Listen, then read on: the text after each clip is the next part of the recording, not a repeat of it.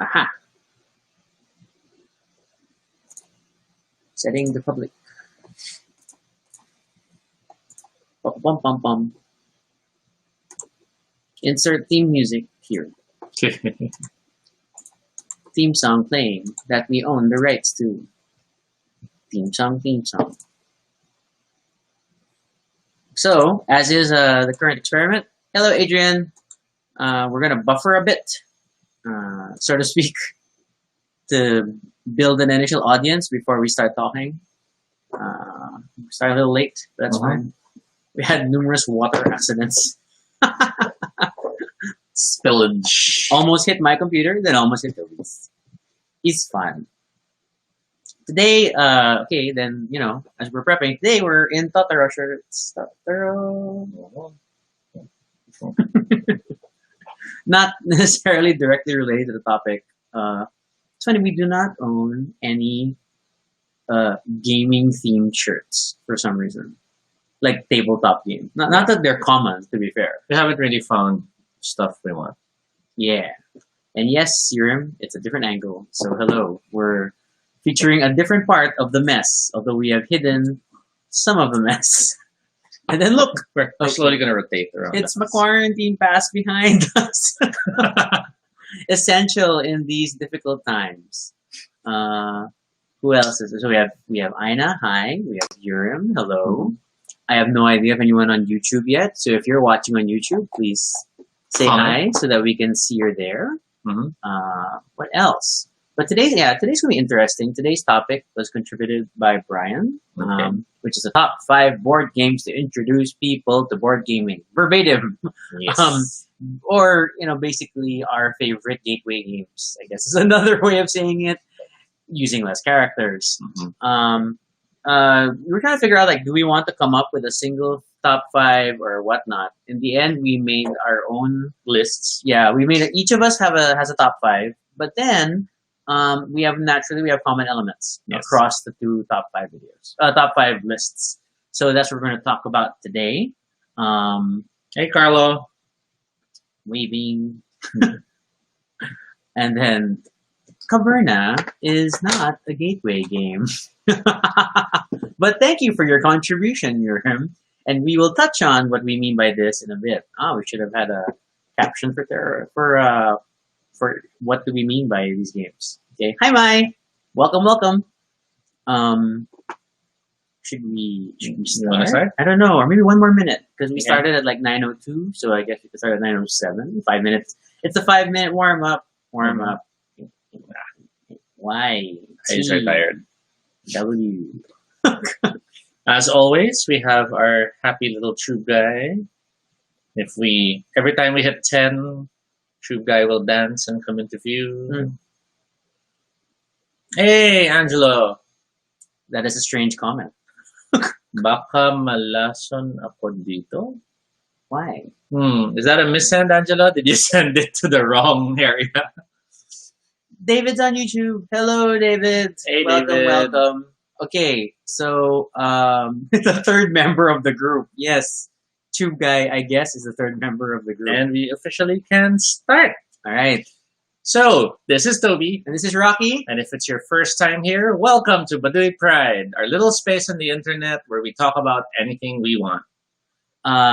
Where am I? Okay, there. This is completely unscripted and not entirely accurate, but at least it's honest. Join us as we talk about everything and anything random live. And if it's not your first time, thank you so much for your continued support. Thank you for always joining us in these 30 minutes we try to spend, not necessarily every day, but maybe eventually every day. I don't know. Well, it's easier to do it while we're in quarantine because it's not like we have plans. Okay, so Angela explained that we can get to that later. Oh, okay, I see that. All right. Oh. Wow, we've hit 12 in the first few minutes. We're going to have to set the threshold higher soon, you know. So, but thank you for tuning in. We are glad to have you over. So, before we we're going to have to turn them off super loud. Okay, before we really dive into it, these are often known as gateway games to introduce people to board gaming. So, how do you want to touch on that for definitions, or do you want to explain that further on gateway? Well, That's pretty much the definition. When you talk about board games, you have to consider that there was a point in time when board games were totally a different set of games. Okay. Okay. And then Dominated by the Parker brothers. when the modern board game era kicked in, and now we suddenly have all these different genres and mechanics and engines and types of games. Suddenly, there was this need to have a distinction between games that were complicated and heavy, and gateway games, which are the lighter, easier, quick to learn type of games. Mm-hmm. And so today, our topic is talking about those lighter, easier to learn games. And for many of you who might be already board game fans, you'll probably think this list is a lot of games you are bored of or tired of, and that's fine. This is a list intended for those who want to get started into the hobby, or for people like Angelo, who's now afraid that he might end up buying the games that we will be recommending because he is getting into the habit. Yeah, and to be fair, like because we super love tabletop games, we love board games. We end up hosting a lot of game nights, especially for people who are curious about games. And so these are a lot of the games on this list are We games used to. that okay, not during COVID, okay, but pre-lockdown, we would hand over, and a lot of these games are sort of the staples of what we end up using to introduce people to them.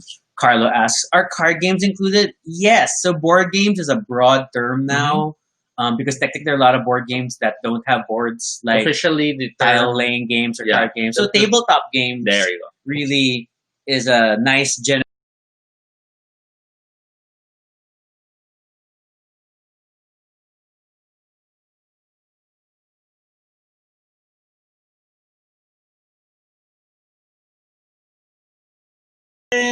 We had another stream hiccup. I One hope we're moment. still connected. Ah. Test 1 2 3. Test 1 2 3. It went blank in our monitor. Oh my gosh! Yeah, it went dark. David mentioned. Nobody panic. Carla said perfect timing according to Angelo because he was searching for entry level games, and I think we're back. Okay, we're back. We should be back. Yay! I don't know why this is happening. Although I was late in prioritizing the internet to this laptop for today, so I guess that's a thing. We have yet to have an episode without some sort of a hiccup. So sorry about that. All right. So what are we talking about? So we defined what gateway games are. Yeah, and then we talked about tabletop games as an overarching term to And apply to card games, board games, and all With that, I guess we can get started. Sure. Now, our list will be in no particular order. But we will focus first on the two games that we both listed as Yes. great gateway games. And the first one we're going to highlight is Splendor. Catan. I could queue up an image, but it's so much work. So Splendor is an engine building game wherein you um, gather tokens, which are meant to represent gems, and then using these gems, you then either gain the favor of certain nobles, or You always you come out so tiny. Splendor. yeah, we really have to resize things. Or you buy these cards, which then allow you discounts in future purchases. So it's a very basic engine building game. You're allowed 4 different possible actions, and every turn you're only allowed 1 action. So on the onset, it's a tight system. It allows people to realize that games can have such a interesting wide a range of choices because games are always about meaningful choices. Wow. Okay. Yeah. Subtle shade there. We'll get to that. And I think a great thing about games like Splendor and a lot of the gateway games is that it's easy to learn, not necessarily easy to master, but that's what pushes things forward. Yes. And Splendor is a really great really great game for this. We have yet to have a newbie game night where they didn't enjoy playing Splendor. Then it's such a revelation. It introduces so many new mechanics. The Sure. whole Euro style single move per turn that everything has to matter. And it has that wonderful effect of once people get how the game works, the table goes silent. Yes. Because everyone's now studying and looking at their next move. And then the moment someone moves, Yes, and I don't know. Maybe it's maybe more specific to the groups we play with, but Mhm. Splendor games get very silent. Get very quiet. I don't know. We don't play with trash talking people, I Mhm. guess, We too often. yes, that's true. But then it gets very quiet, very focused, because then everybody gets very serious about it. Everyone's afraid of telegraphing their move. Yeah. But everyone's also so afraid that you'll grab what they're planning to grab. Splendor supports 2 to 4 players, Mhm. and you'll notice many games max out at 4 players. It's the magic number of optimizing a game. Beyond 4, it breaks or it turns into a super much longer game. Whatever. Riot says it was his first game with us. Yes, and so many we've broken in many friends with Splendor. Okay. So the next one that we also both agreed on is Love Letter. And did I have an image for this? I Yes, forget. you have. I have to figure out the file name. So Love start Letter, talking. yeah, Love Letter is basically by the legendary Seiji Kanai, a Japanese designer, and it's all about wanting to get your love letter to the princess. And it sounds weird as a concept, but then, Yeah, it's like, is it a rom-com game? No. but then in terms of gameplay, you have a small set of cards, 16 cards? and every turn, all players have a card, and then Yes. and on your turn you draw a second card, and then of the 2 cards you must choose which one you will discard. The card that you throw away gets triggered, the power happens, and that affects the game. And this game has player elimination, so you can be removed from the game because of a card that's played, but it's fine because they play so fast Yeah. that when the round is over, you play the next round and everyone's back in the game. Each round, there's a winner. The winner's either the person with the highest numbered card in their hand, or if it's a tie, then of the discards, the highest total. And what else about it can we say? There's a lot of reskins. Yeah, for some reason. And actually even the most like widely distributed version of Love Letter is in itself a redesign Yes. of the original Japanese game.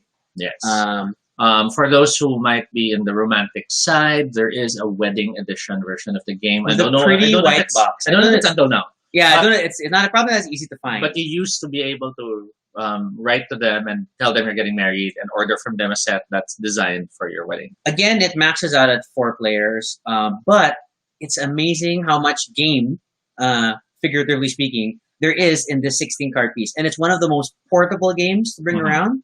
It's very easy. You can play it at the airport and things like that while you're I waiting. think the premium edition though bumped it up in terms of number of players. 'cause Yeah. they added new. But the premiums are already like, are you super excited to get more on the game and stuff? And Two guys super excited. that's we're different 15. things.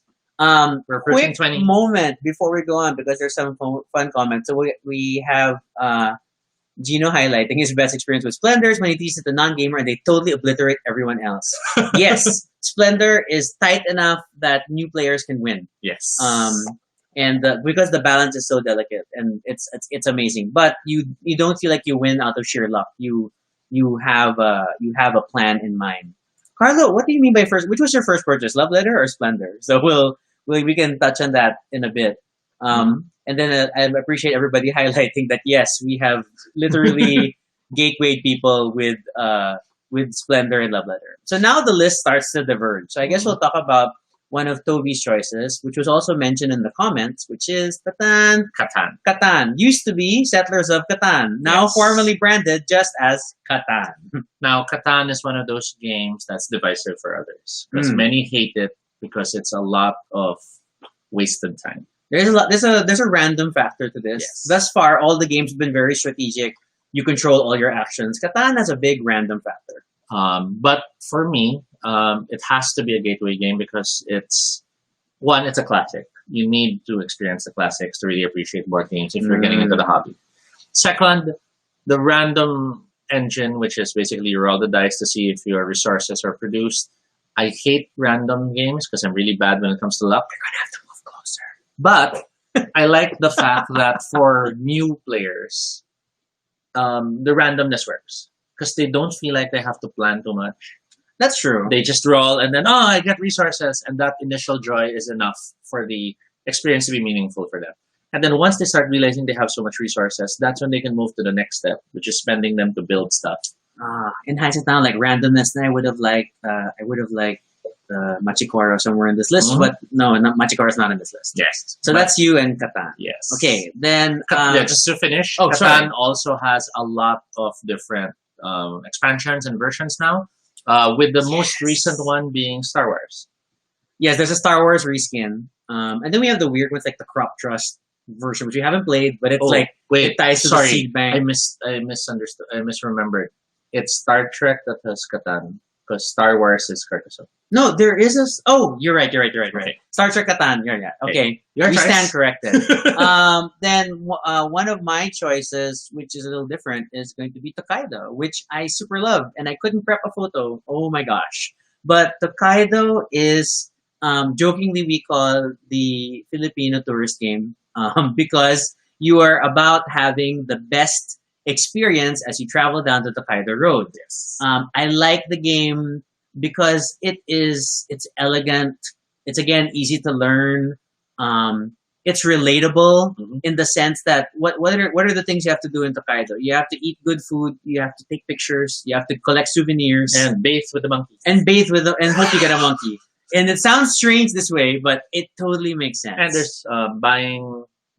Yeah, it's buying souvenirs, yes, and then meeting people. So it's just all about it's a pleasant journey, but it's surprisingly cutthroat. It teaches people how to be really competitive and really to think about your moves because the game is so tight that if I move to this spot, then I'm going to have to give up other spots that I could move to, so on and so forth.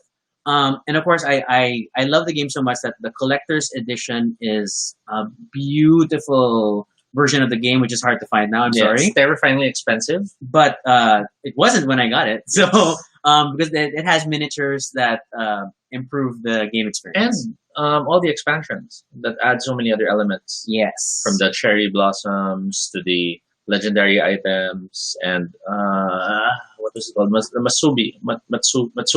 The festivals. The festivals. Yes. So I super love Tokaido, and again, we end up introducing it at many board game nights. Plus, it's really pretty, and it allows a lot of players. It allows a fair amount of players. It's up to 5 with the full board, and then people just love it because it's so pretty, and it shows you that hey, we've come a long way from just like Monopoly. So, suddenly I remembered one game I should have had in my list.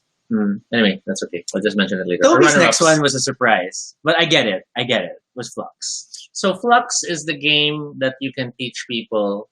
I can yank one because right now. You don't need to know the rules when you start playing the game of Fluxx. Fluxx is basically a game about set collection, and by having the set that accomplishes what we call I have to make a goal. Yeah, I got it. So that's the original Fluxx, and then there's all these reskin Fluxx. Angle it the bottom side lower so that the light doesn't. There you go. See? Okay. So Fluxx has basically your standard cards. It has your creeper cards, which are the black cards, and they're bad. They keep you from winning. And then you have what we call the goal cards and the rule cards. And by playing the game, you actually introduce new rules as you play. The basic rules being hand size, card draw, and how many cards you must play. Yes. So as the game progresses, you actually learn how to play it. And as you learn how to play it, you suddenly realize how to win it.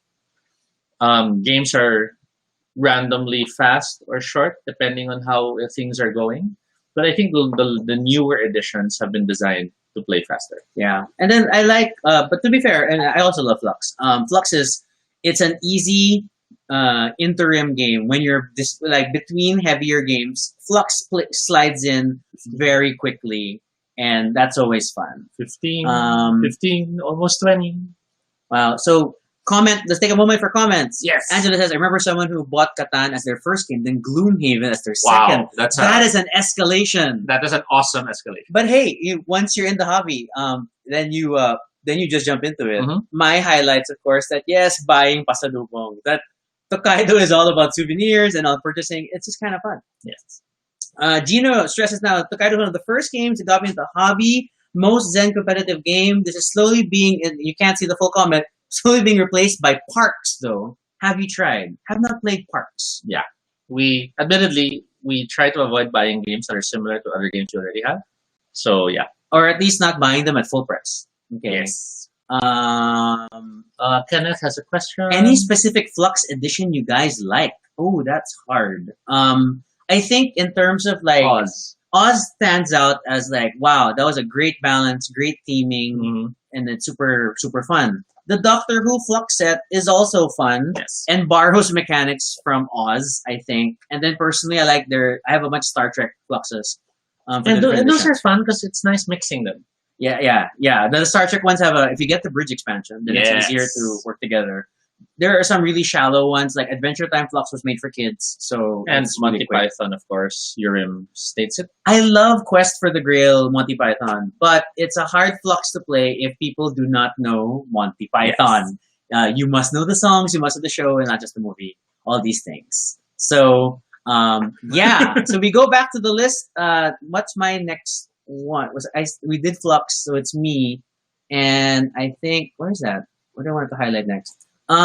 I get bigger, and I'll talk about Lords of Waterdeep. Lords of Waterdeep is a daunting game to first look at it because it's huge with a big board Worker placement. and it's worker placement. But I like it because it's a great way to introduce worker placement, which is a common Euro board game style mechanic, and it really changes the way you think about games. And then Lords of Waterdeep, as daunting as it looks like, is actually not that difficult to teach. And there's enough deep game in it because of the ability to play intrigue cards, to kind of mess up other players. That makes it a lot of fun. We'll have to confess as well that Lords of Waterdeep is one of our gateway games because we like worker placement. Because we want to teach you more We worker want placement people games.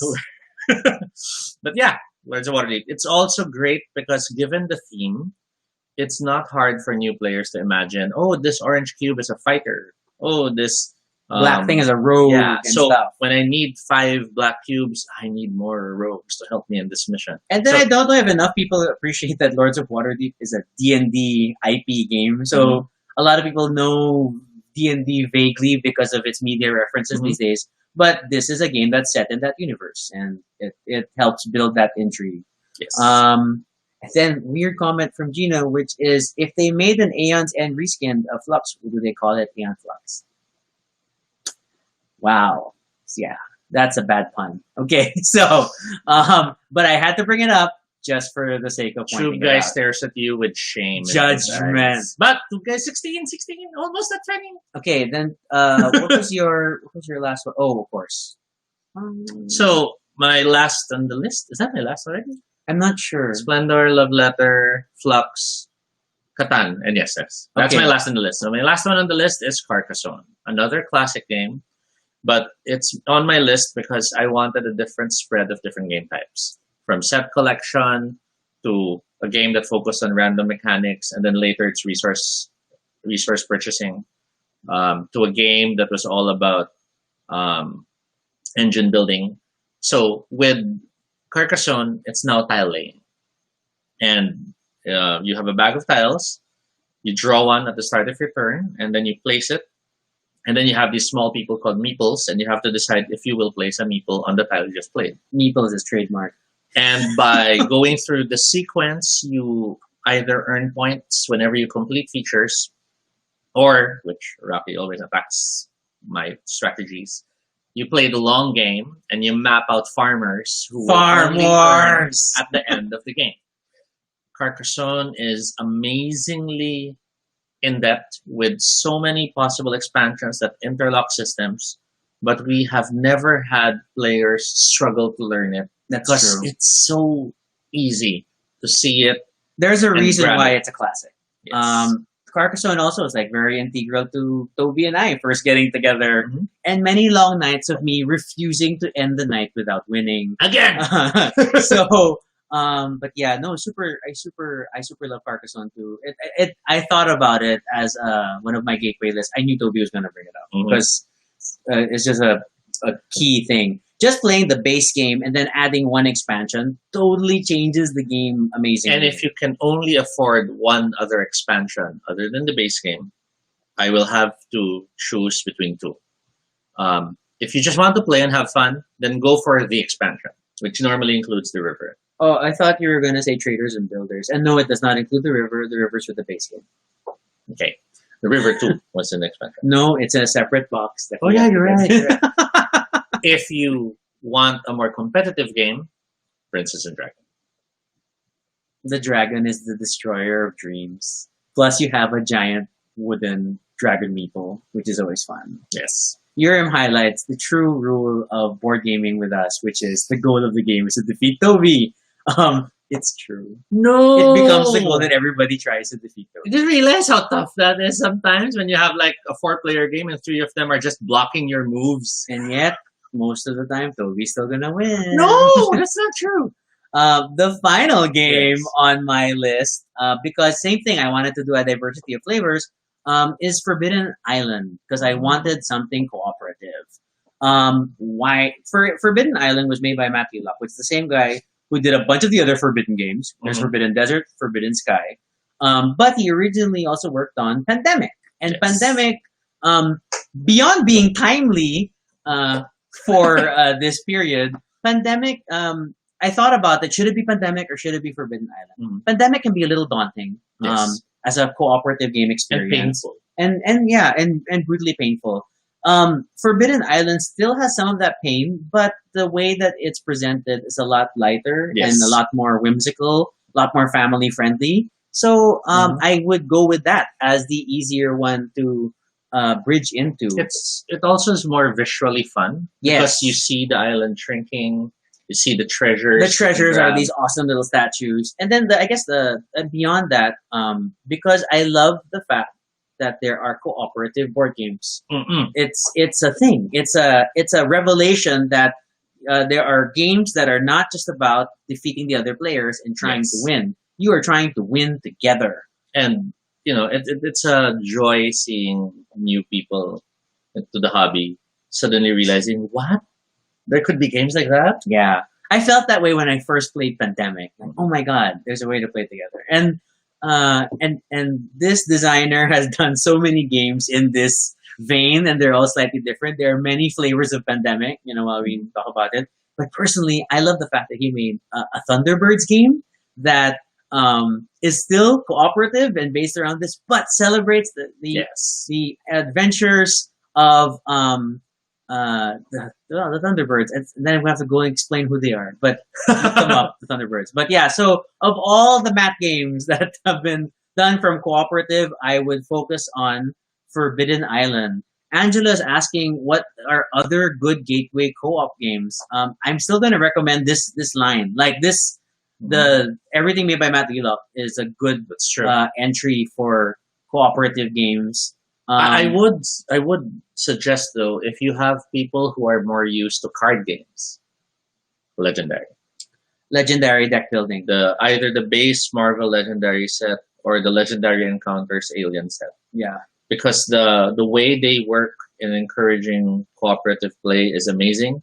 But at the same time, it's still not purely cooperative because you still want to be the best hero. No, in the Marvel Marvel. one. In the Alien one, you're just gonna survive, and you really have to work a lot closely.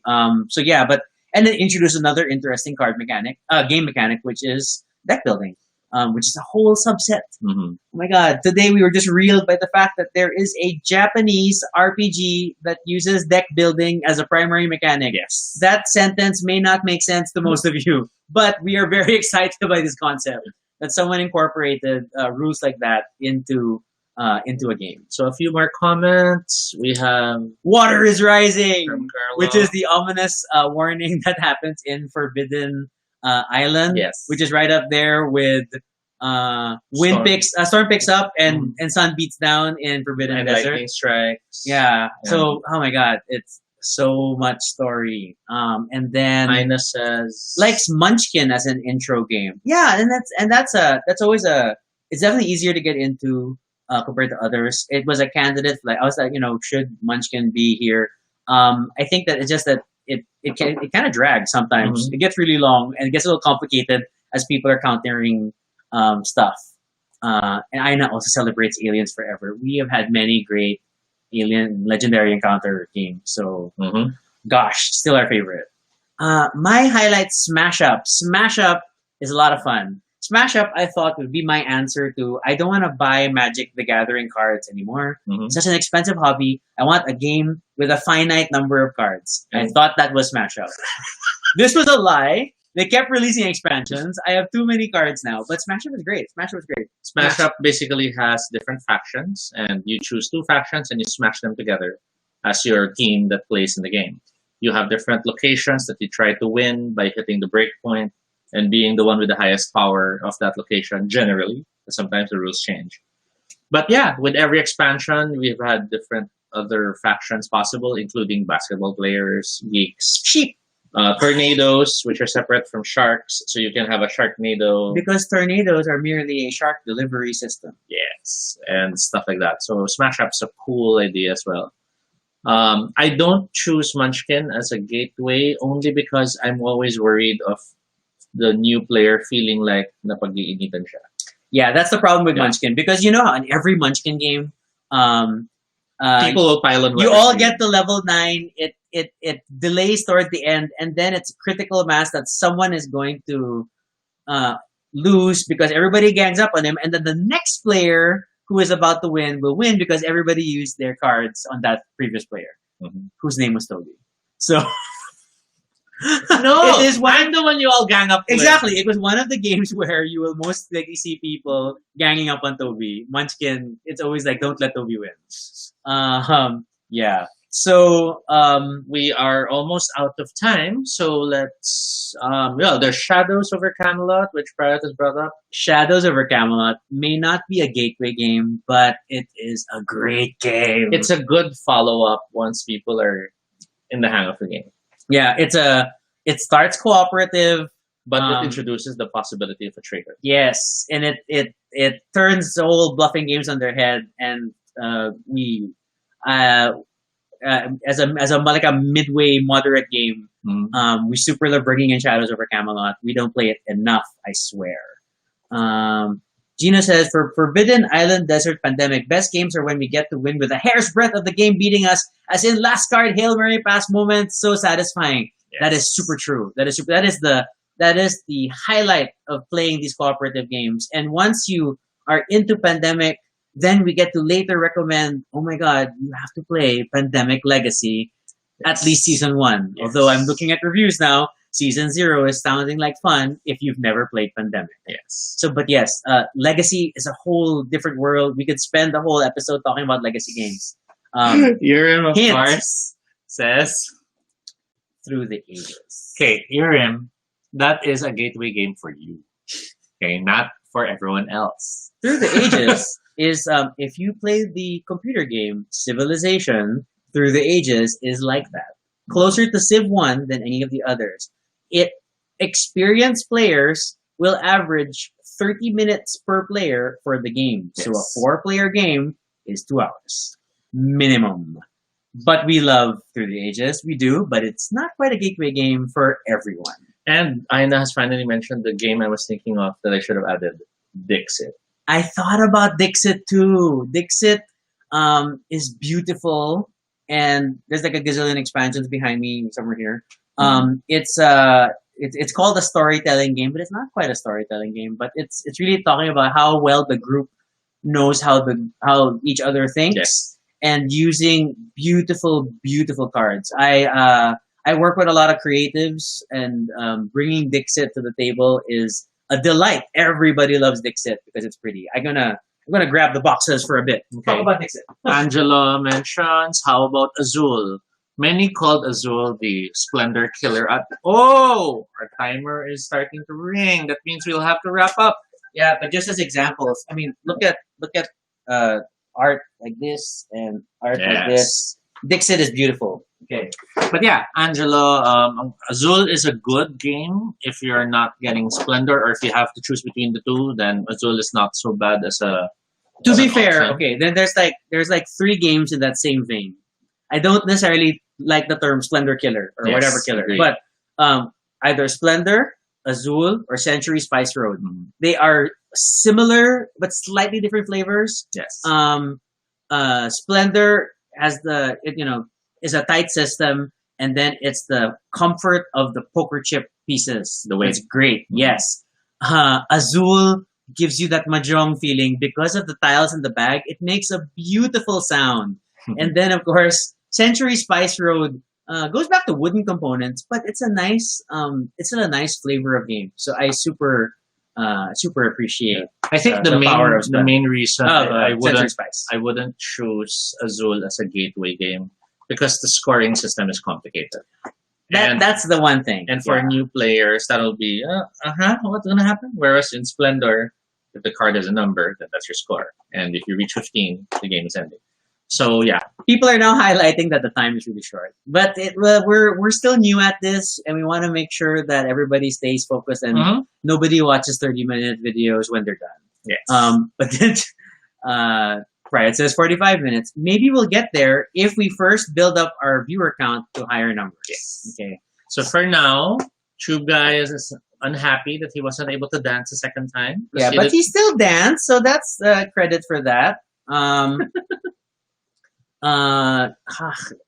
We still haven't quite mastered this outro. It's like, see, where is it? It's which time? Well, officially, the moment the alarm sounds, that's when we should cut things off. Yeah, but even though we're trying to wrap it up, it's like, okay, then we'll have this in a separate screen in the future. And that's 30 minutes. We had a lot of fun, and we hope that you'll join us next time. If you have suggestions for future topics or questions that you want to ask us, then there is a Google form where you can fill out that information, and we will incorporate it. We currently have just under 40 topics in total, including the ones we've already covered, and we literally run it to a randomizer to find out what. And we will always reserve the right to choose only questions that we're willing to talk about in the show. Yeah, that's about something to consider. And then you can follow us on social. Toby is all Toby No Shade on Twitter. I am RG Sunico on Twitter and just about everywhere. Because Toby doesn't have Instagram. I have Instagram. I don't know why this is always my example. So it is what it is. Wow, the cards have totally changed order. We also have an official blog, which is baduypride.com. It features a lot. It mostly features our story as a couple. And now we also reshare the links to all the previous episodes. So if you want to see them there, that's going to work out for you. And so be sure to subscribe for notifications, whether on Facebook or YouTube, so you don't miss out on our next live stream. Once again, I'm Rocky. And I'm Toby. And this is Baduy Pride. Okay, then it worked out last time. We need an ending. Okay. Because the stream doesn't die. Why are you saluting? So that the frozen image is better. I'm gonna see last comment. None. Okay. Bye.